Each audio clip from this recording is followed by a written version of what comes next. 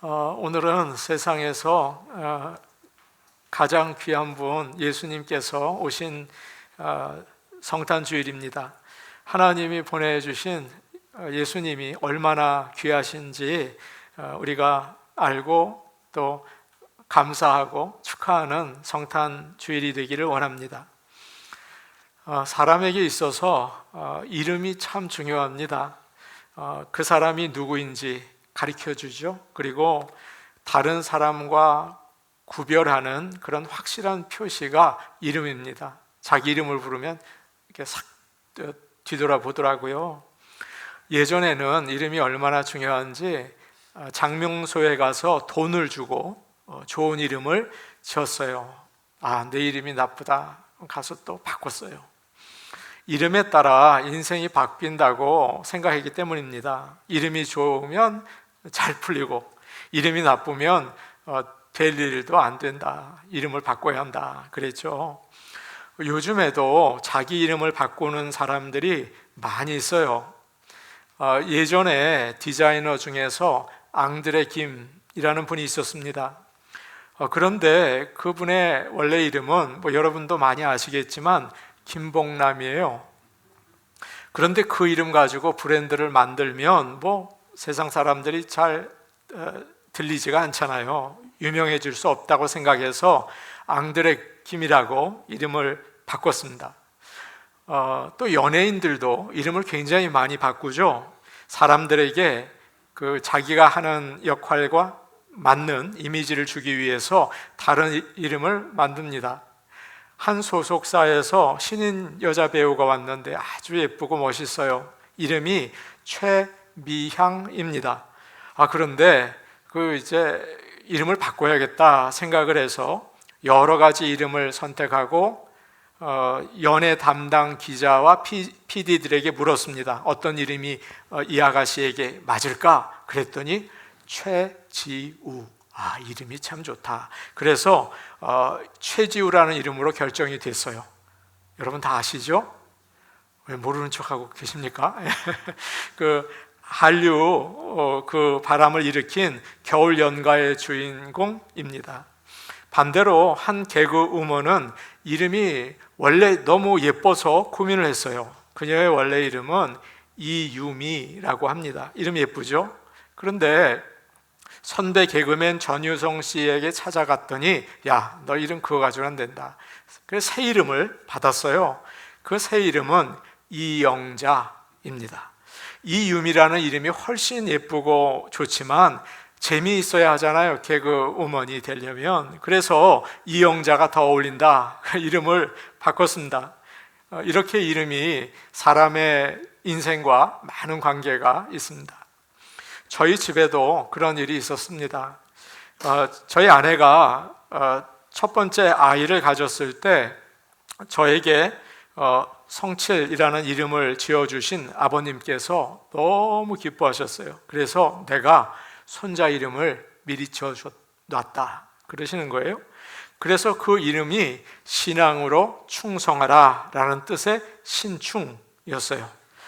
그런데 거기에다가 성을 더하니까 최신충, 그러니까 이게 최근에 나온 벌레인가? 이런 뜻이 돼서 우리 부부가 고민을 했습니다. 계속 불러보는 거예요. 신충아, 신충아. 근데 아무래도 좀 이상하고 최신충, 신충이 그런 이름이 없으셔서 제가 설교를 하는 겁니다. 그런 이름 가지고 계신 분에게는 죄송합니다. 그런데 하나님의 은혜로 첫 번째 아이를 딸을 낳습니다. 그러니까 아버님께서 알아서 해라 라고 하셨어요. 포기하셨어요. 얼마나 감사한지 이름을 바꿨습니다. 오늘 본문에는 하나님께서 아들을 세상에 보내시면서 그에게 이름을 지어주세요. 두 가지 이름을 지어주시는데 나와 있습니다. 먼저 21절 말씀을 우리 같이 보겠습니다. 21절 말씀입니다. 함께 보십니다. 시작. 아들을 낳으리니 이름을 예수라 하라. 이는 그가 자기 백성을 그들의 죄에서 구원할 자이심이라 하니라. 아멘. 예수는 그 요셉과 마리아가 의논해서 만든 이름이 아닙니다. 하나님께서 천사를 통해서 주신 이름이죠. 예수는 원래 히브리 말로 우리가 잘 아는 여호수아입니다. 그런데 당시에 사람들이 많이 쓰는 그리스 말로 하니까 예수, 그 이름의 뜻은 여호와는 구원이시다, 그런 뜻이에요. 예수는 특별한 이름이 아니었어요. 그 당시에 많은 사람들이 가지고 있는 흔한 이름이었습니다. 우리가 잘 아는 여호수아가 있죠. 이스라엘 백성들을 데리고 가나안 땅을 정복한 아주 믿음이 좋은 사람이잖아요. 또 다른 여호수아도 있습니다.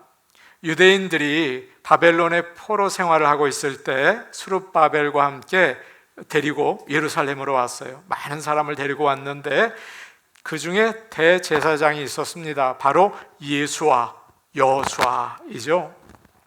그는 사람들이 무너진 성전을 다시 짓게 하고 어떻게 하나님께 예배드려야 하는지를 가르쳐 주었어요. 참 좋은 이름이에요. 그래서 많은 사람들이 아들을 낳으면 예수, 여호수아 그렇게 붙였습니다. 여호수아와 예수는 아주 흔한 이름이 되었죠. 많은 여호수아가 있어요. 그런데 오늘 말씀에 나오는 예수는 여러분 번지가 다릅니다. 이 예수는 그 여호수아가 아니에요. 하나님께서 직접 이름을 붙여주셨어요. 뿐만 아니라 그 뜻까지 정확하게 알려주셨어요. 이는 그가 자기 백성을 그들의 죄에서 구원할 자이라, 그렇게 말씀해 주셨습니다. 하나님은 예수라는 그 이름을 붙여주면서 이 아이에게 이 땅을 살아가야 할 사명을 함께 주신 거예요. 마리아가 성령으로 임신한 이 아기 예수는 그의 백성을 죄에서 구원할 자이십니다. 아멘. 마가복음 2장을 보면 사람들이 중풍병자 한 사람을 예수님께 데리고 와서 고쳐주세요 라고 부탁을 했습니다. 그런데 예수님께서 그 사람의 병을 고치시기 전에 그러시는 거예요. 네 죄가 용서를 받았다, 그 이야기를 하셨습니다. 중풍병자는 병이 빨리 낫으면 좋겠는데 그 친구들도 아니 병이 빨리 나야 할 텐데 네 죄가 용서받았다 그러시는 거예요. 그 참 이상하다. 예수님께는 죄 용서받는 게 더 급하고 죄 용서받는 게 더 중요합니다. 우리 교회 성도 여러분은 먼저 죄 용서 받으시기를 바랍니다. 그 다음에 병 나아도 괜찮고 그 다음에 문제 해결돼도 괜찮아요. 오늘날 많은 사람들이 이 중풍병자처럼 자신의 급한 문제를 해결하기 위해서 예수님께 달려나오죠. 나의 병을 고쳐주세요. 자식이 지금 시험을 보고 있는데 좋은 학교와 직장에 꼭 들어가게 해주세요. 하나님, 참 경기가 어렵습니다. 내 비즈니스를 잘 되게 해주세요 라고 기도해요. 우리 예수님께서 여러분의 기도에 응답하셔서 들어주시기를 원합니다. 그러나 예수님의 첫 번째 프라이어리티, 예수님의 목적은 그거는 아니에요. 우리를 죄에서 구원해 주시기 위한 것입니다. 사실 지금 우리가 가지고 있는 모든 문제들은 모두 사실은 죄에서 비롯되었습니다. 미움과 갈등, 가난한 거, 이거 다 부자들이 많이 가지고 있기 때문이잖아요. 또 전쟁과 테러, 환경 문제, 여러분 다 이게 어디서 시작됐습니까? 근본적인 원인은 죄이죠. 우리는 우리가 지은 죄의 대가를 받고 있고 다른 사람이 지은 죄의 대가를 내가 또 받고 있어요. 그게 얼마나 어렵습니까? 어느 여자분이 불면증으로 고생을 했습니다. 잠을 밤새 못 자다가 낮에 잠깐 자고 그랬어요. 그런데 잠깐 낮에 잠이 들었는데 누가 자꾸 배를 누르는 겁니다. 화가 나서 내가 좀 참아야겠다, 가겠지 그랬는데 안 가요. 계속 누르는 거예요. 그래서 화딱지가 나서 나가봤어요. 사람이 없어요. 그리고는 전도지 하나만 이렇게 놓고 갔더랍니다. 너무 화가 나서 내가 가서 내가 홍군형을 내겠다 그리고 나서 전도지를 들고 적혀있는 교회를 찾아갔습니다. 그 일 때문에 얼떨결에 예배를 드리게 됐고 거기서 은혜를 받았습니다. 실제 있었던 일입니다. 그 다음 주일에도 또 가고 그 다음 주일에도 예배를 드리고, 여러분 이런 은혜가 있어서 주일에 예배 드릴 수 있기를 원해요. 목사님께서 예수님이 십자가에서 우리의 죄를 용서해 주셨습니다. 우리도 다른 사람을 용서해야 합니다 라고 하신 말씀이 가슴에 못처럼 와서 박혔어요. 그래서 막 울면서 엉엉 울면서 집으로 돌아왔습니다. 여러분, 사실 이분의 일은 어려운 문제가 있었습니다. 아주 친한 친구가 이혼을 했는데 이분의 남편과 바람이 난 거예요. 그 TV에서나 볼 수 있는 막장 드라마 아닙니까? 여러분, 그런 일들이 있는 거예요. 이분은 속으로 내가 언젠가 이 둘을 내가 칼로 죽이고 나도 죽어야겠다, 이런 마음으로 살았습니다. 그 마음에 분노와 또 미움으로 가득 차서 몸과 마음이 망가져 갔어요. 잠이 안 오는 거예요. 뭐 괜찮은 것 같은데 말이죠. 그런데 그날 전도지를 보고 교회에 가서 하나님의 음성을 듣게 된 것입니다. 누가 나에게 지은 죄 때문에 괴로워하다가 여러분, 나도 다른 사람에게 그런 죄를 짓게 되는 거죠. 우리는 이런 죄의 사슬에서 벗어나기가 참 어렵습니다. 죄가 가득한 세상에 살다 보니까 어쩔 수 없이 죄를 들이다 마시고 또 내뱉고 그렇게 되는 것입니다. 오른손을 잘라도 왼손으로 화투장을 들고 도박을 해요. 죄가 얼마나 무서운지 모르죠? 우리 모두는 죄 가운데 태어나서 고생을 하다가 영원한 지옥으로 가게 된다는 사실을 여러분 꼭 깨달으시기를 바랍니다. 그런데 오늘날 사람들은 죄라는 말을 싫어합니다. 당신 죄인이다 그러면 자기를 공격하는 것 같아서 아주 기분 나빠하죠. 그러면서 이렇게 말해요. 과거의 상처 때문에 이렇게 된 겁니다. 환경이 어려워서 어쩔 수 없었습니다. 가난해서 그랬어요. 사람이 나를 막 무시하니까 내가 가만히 있을 수 없었습니다. 나는 원래 그런 유전자를 가지고 태어났어요. 나는 성적인 취향이 그래요. 그렇게 죄가 없다고 얘기하면서 자신의 죄를 정당화시키는 일을 참 많이 하고 있어요. 작년의 일입니다. 2016년도 플로리다 주에서 어떤 티네이저가 전혀 모르는 부부를 끔찍하게 살해를 했어요. 엄청나게 끔찍했어요. 그런데 신경쇠약 때문에 죄를 지었다고 판단을 하고 이 사람을 교도소에서 정신병원으로 옮기고 정신병원에서 6년 있다가 무죄로 풀려났습니다. 그러니까 이 유가족들이 막 미쳐요. 어쩌 이럴 수가 있느냐? 어떻게 세상에 이런 법이 다 있느냐? 난리예요. 작년에 있었던 일입니다. 요즘에 흉악한 범죄를 지은 사람들이 정신질환으로 인정을 받아서 풀려나는 일이 많이 있습니다. 죄를 졌는데 정신에 문제가 있으니까 이건 이해해 줘야 한다는 거예요. 죄를 죄라고 보지 못하니까 피해자보다 가해자를 더 불쌍하게 여기는, 피해자는 그 다음이고 가해자를 더 불쌍하게 여기는 이상한 일이 생겨나고 있는 것입니다.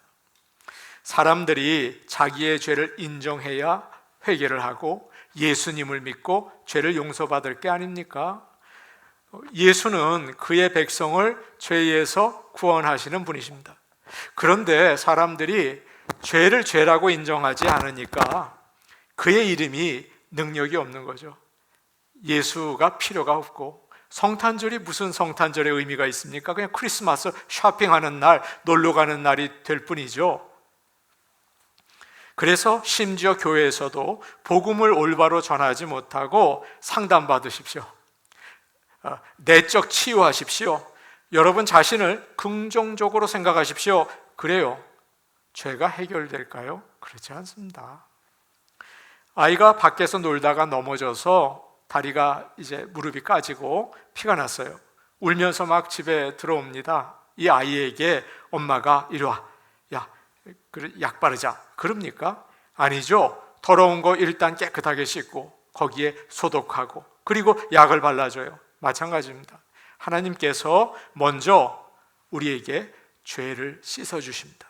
그리고 나서 여러분과 저의 인생의 문제를 해결해 주신다는 사실을 여러분 기억하시기를 바랍니다. 번지가 잘못될 때가 있어요. 하나님, 돈이 필요합니다.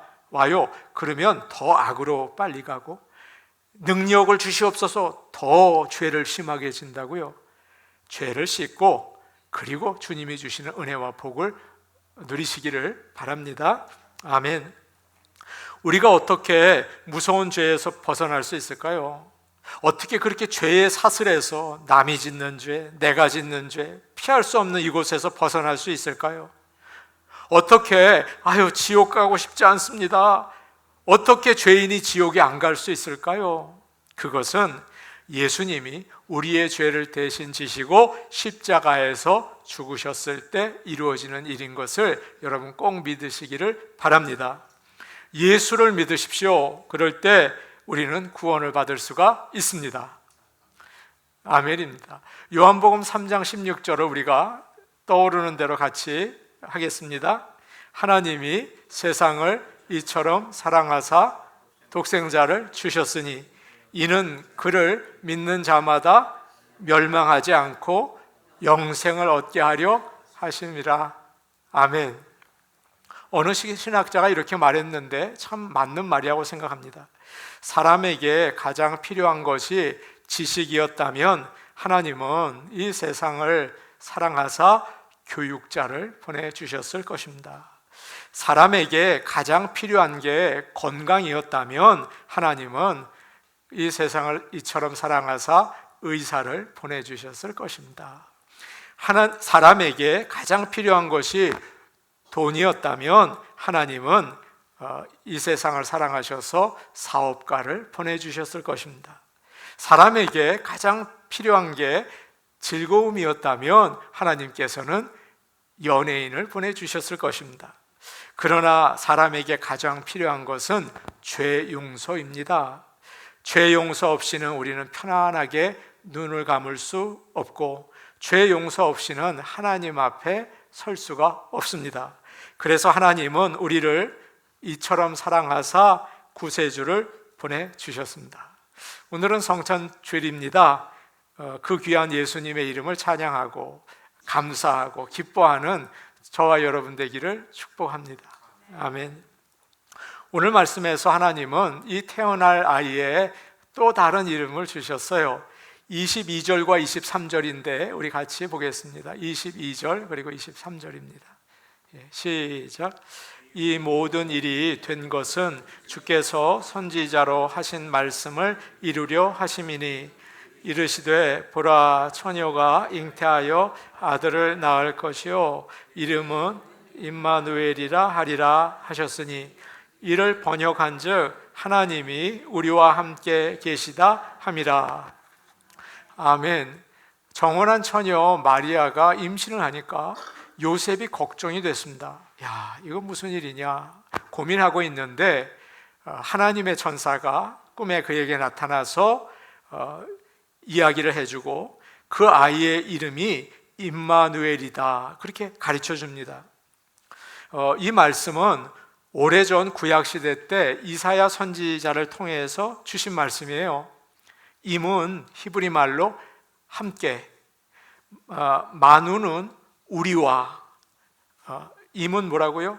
함께, 마누는 우리와, 엘은 하나님 이런 뜻이에요. 그래서 하나님이 우리와 함께 계신다 그런 뜻입니다.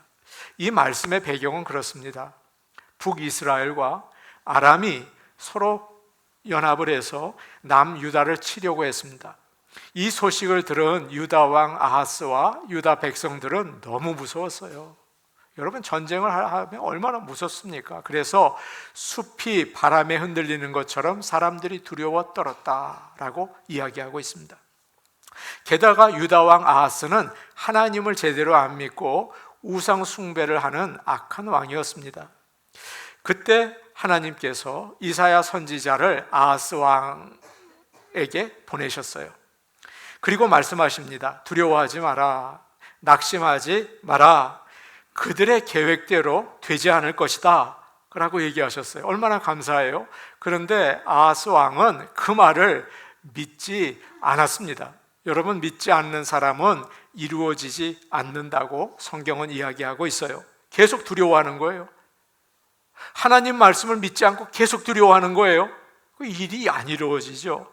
그러자 하나님께서 이사야 선지자를 통해서 이 말이 이루어질 거라는 징조를 보여주셨습니다. 그것이 이사야 7장 14절인데, 주께서 친히 징조를 너희에게 주실 것이라. 보라, 처녀가 잉태하여 아들을 낳을 것이요 그 이름을 임마누엘이라 하리라. 아멘. 하나님께서 아버지가 되시고 처녀를 임신하게 하셔서 아들을 낳을 텐데, 그 아이를 통해서 너희와 함께 할 것이다. 그런 사인을 보여주셨습니다. 임마누엘은 모든 것이 편하고 풍성할 때 주신 이름이 아니고, 두렵고 어둡고 전쟁이 일어날 그럴 위기 가운데 하나님께서 그의 백성에게 주신 위로와 소망의 이름이에요. 힘들고 어려울 때 우리에게 주시는 이름, 바로 뭐라고요? 임마누엘입니다. 마리아에게서 태어날 아이 예수는 우리 인생의 가장 힘든 순간에 하나님께서 함께 하신다는 사실을 보여줍니다. 그 전까지 우리 하나님은 너무 강하셨죠. 또 무서우셨어요. 높은 데 계셔서 명령하시는 하나님, 하나님께 가까이 가지 못하고 그 목소리만 들어도 덜덜덜덜 떨리는 하나님, 멀리 계시는 하나님. 그런데 그 하나님께서 시골에 오셨어요. 마국간에 오셨어요. 아기로 오셨어요. 누구나 안아볼 수 있는 아기가 되셨어요. 또 이 하나님은 가난한 몫으로 사셨어요. 사람들에게 비난을 받고, 또 어떤 사람이 배신을 하고, 억울하게 재판도 받고, 감옥에 갇히고, 채찍에 맞고 십자가에서 죽으셨어요.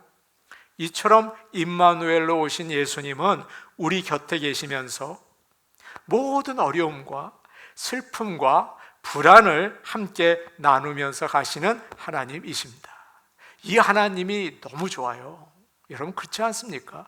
나와 함께 하신 하나님, 감옥에서도 찬송할 수 있는 하나님, 그 하나님이십니다. 또 병원에 수술대에 누워서도 주님이라고 부를 수 있는 하나님. 우리는 혼자가 아니죠. 미국에 와서 이민 왔는데 공항에서 나 이제 어떻게 사나, 영어도 못하는데 나 어떻게 사나, 주여 부를 수 있는 하나님, 그 하나님이 어떤 하나님이라고요? 임마누엘의 하나님이시라는 거예요. 얼마나 감사합니까? 얼마나 눈물나게 든든합니까? 무서운 적이 우리를 공격할 때도 임마누엘 주님이 우리와 함께 계십니다. 너무나 고마운 이름입니다. 다니엘의 세 친구들은 느부갓네살 왕이 만든 신상에 절하지 않았습니다. 왕이 화가 나서 그곳에는 이렇게 오일 웅덩이들이 있었대요. 거기에 불을 붙여놨어요. 풀무불이 된 거죠. 그리고 거기에 이 세 사람을 집어 던졌습니다. 살 확률은 제로예요. 사람들이 아이고 끝났다라고 생각했죠. 그런데 왕이 의자에서 벌떡 일어난 거예요. 믿을 수 없는 일이 생겼어요. 그 안에서 멀쩡히 살아서 돌아다니는 거예요. 묶이지 않고 불 속에서 다니고 있는데, 그 왕이 자세히 보니까 더 놀라운 일이 있어요. 세 놈을 집어넣는데 네 사람이 있어요. 그 중에 하나는 이상하게 생겼어요. 아주 신비롭게 생겼어요. 신들의 아들처럼 생겼구나 라고 느부갓네살이 이야기하고 있어요. 하나님은 다니엘의 세 친구가 풀무불에 들어갈 때 막아주지 않으셨어요. 불이 싹 꺼지게 하지도 않으셨습니다. 그러나 그들과 함께 풀무불에 들어가서 계셨어요. 바로 임마누엘의 하나님입니다. 여러분에게 귀한 말씀을 드리는데 이 말씀 꼭 읽고 마음에 새기시길 바랍니다. 이사야 43장 2절 말씀이에요. 이사야 43장 2절입니다. 이사야 43장 2절입니다. 이사야 43장 2절입니다.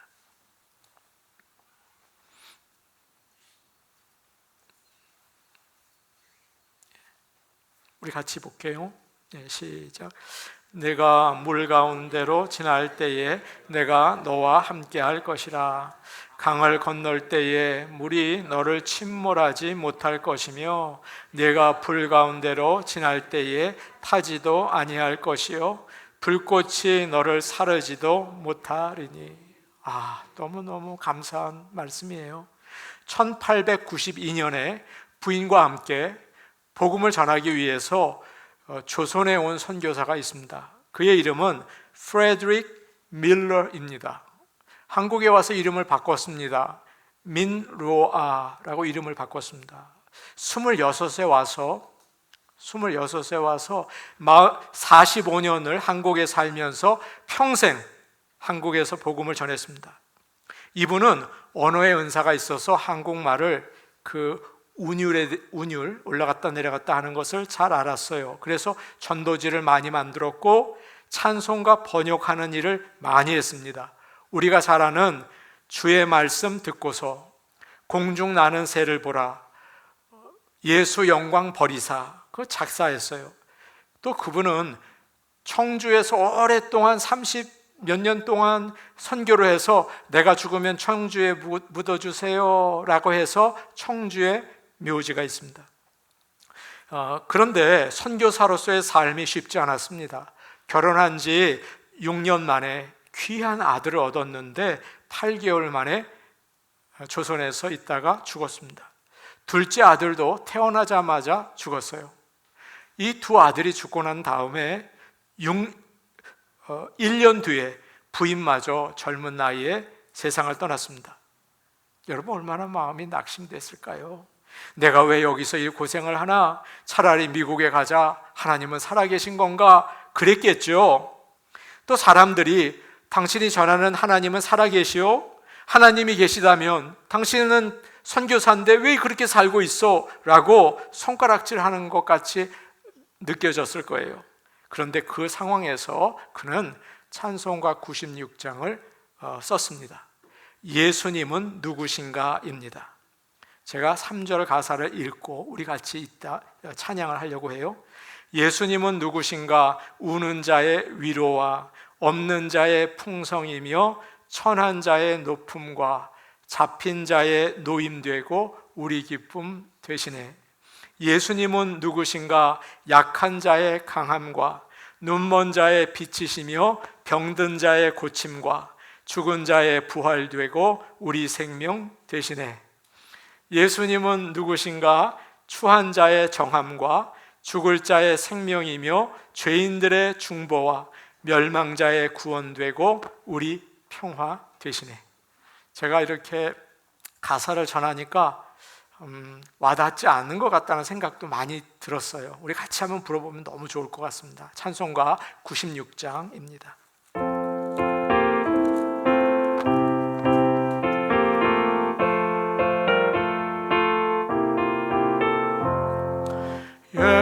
예수님은 누구신가? 우는 자의 위로와 없는 자의 풍성이며 흉한 자의 높음과 잡힌 자의 노임되고 우리 기쁨 되시네.